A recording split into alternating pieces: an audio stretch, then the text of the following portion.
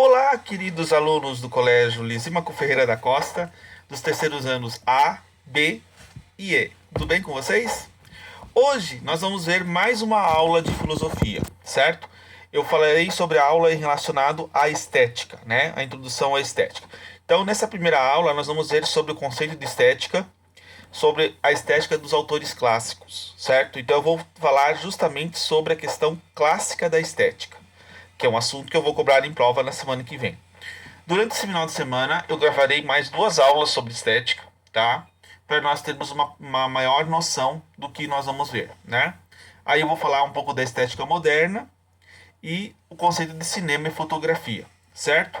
Para nós termos uma quantidade suficiente de conteúdos para eu poder, de fato, né, fazer uma prova sucinta com vocês.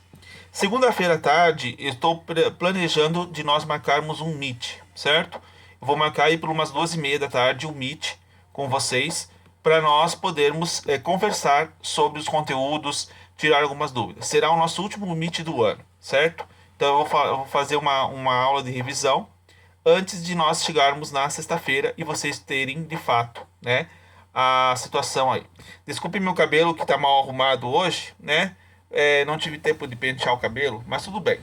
O importante é que vocês escutem, né, o que eu tenho para falar aqui e nós vamos começar então.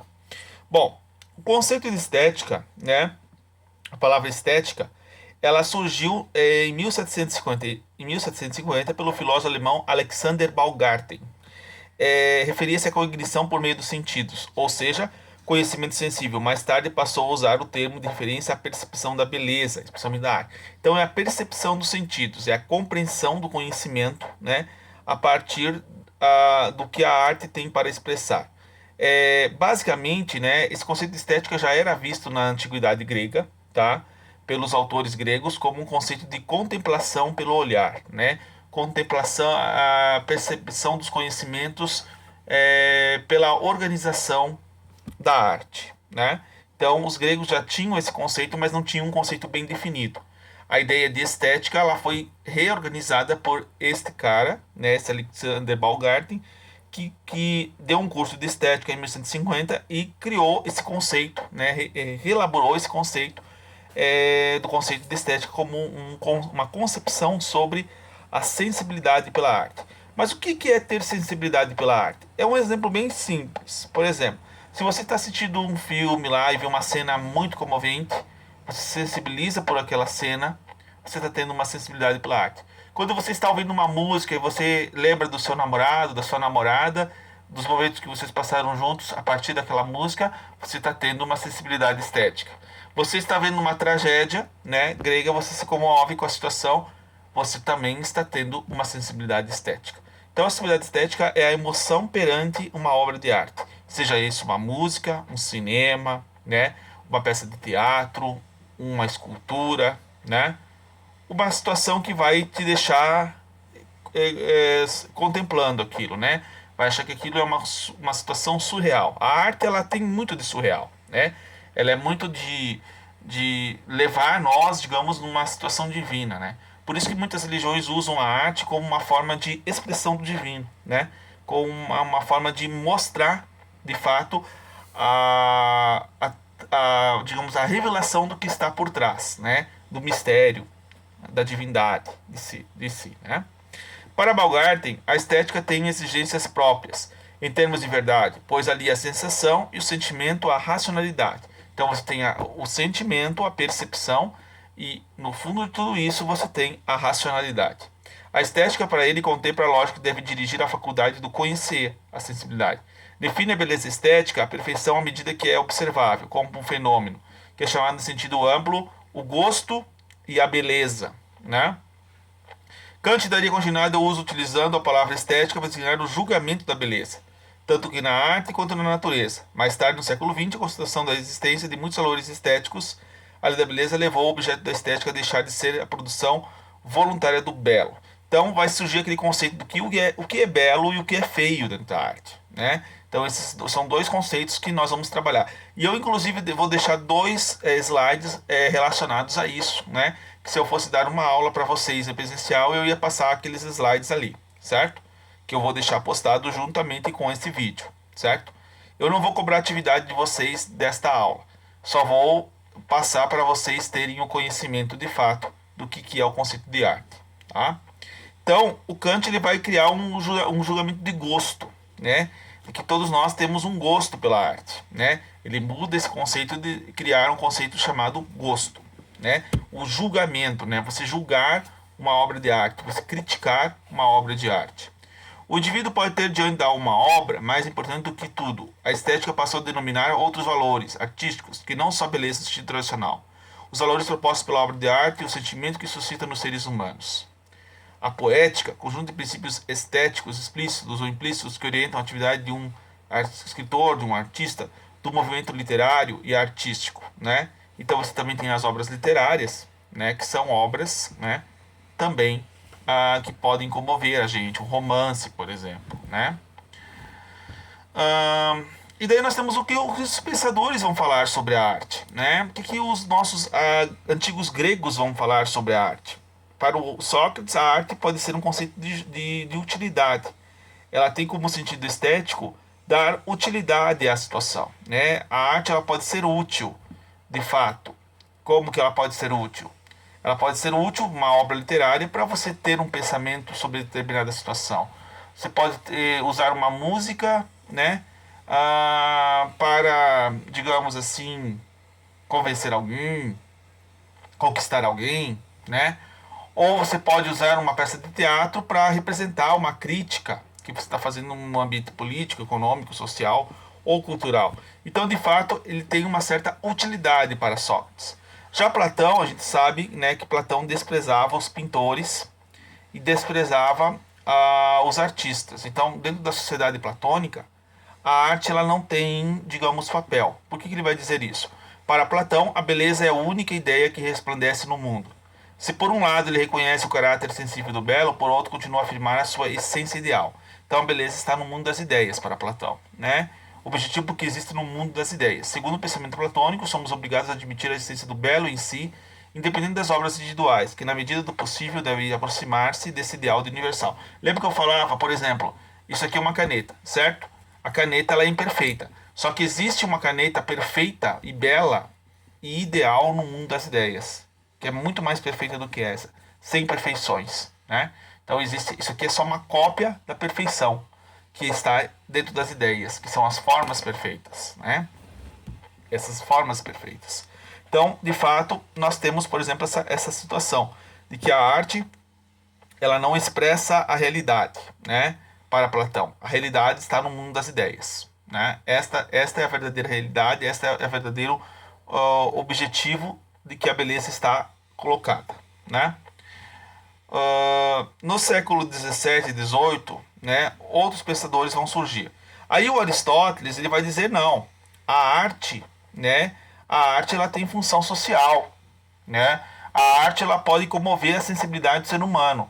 Ele usa o estudo da tragédia. Ele vai dizer que a tragédia pode provocar o efeito catarse nas pessoas. O que é esse efeito catarse?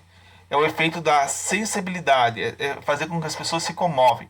É a purificação dos sentimentos a partir da arte. Eu vendo uma tragédia grega, eu me sensibilizo com o outro, eu torno uma questão moral e ética, né?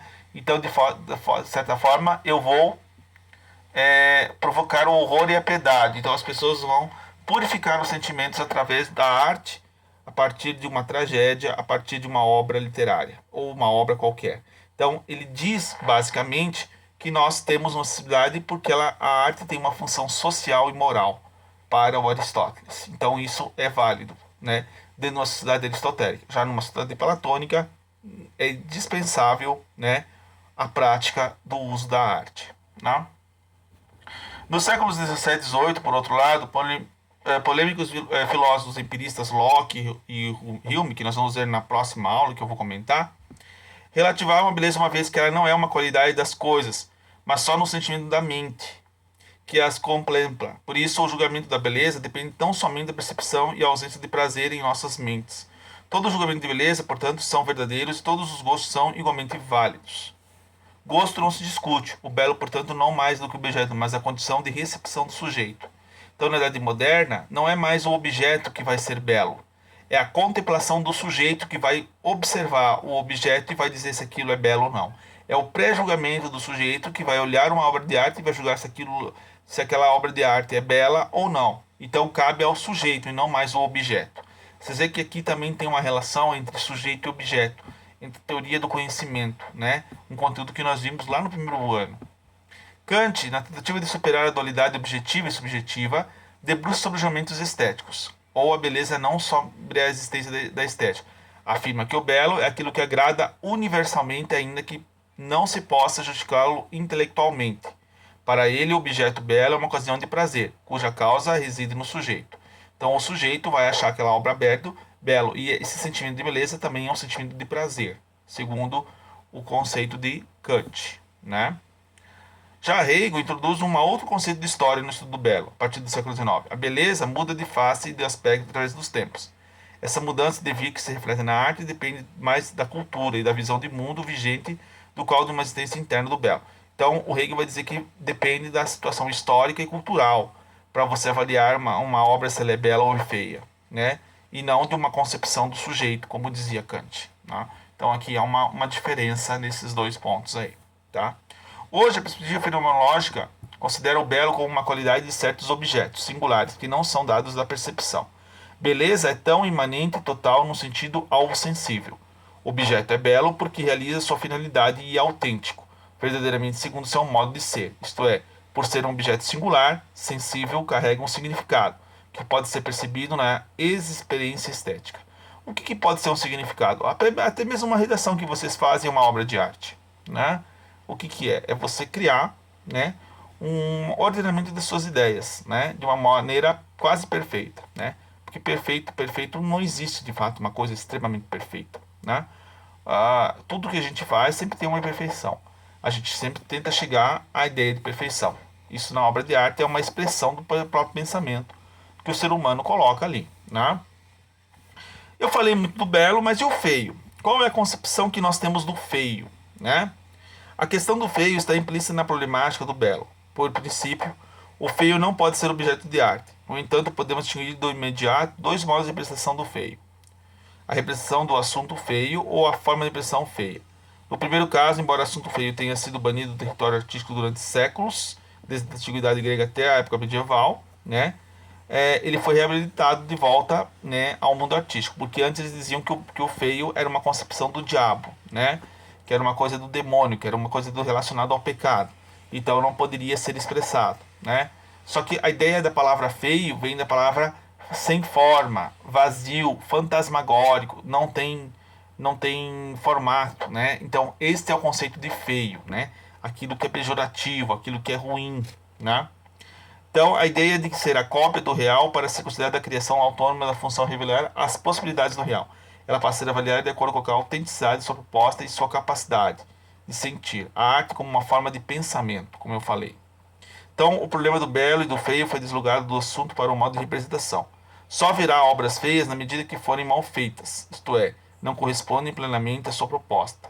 Então, o que é feio seria aquilo que não tem uma finalidade, né?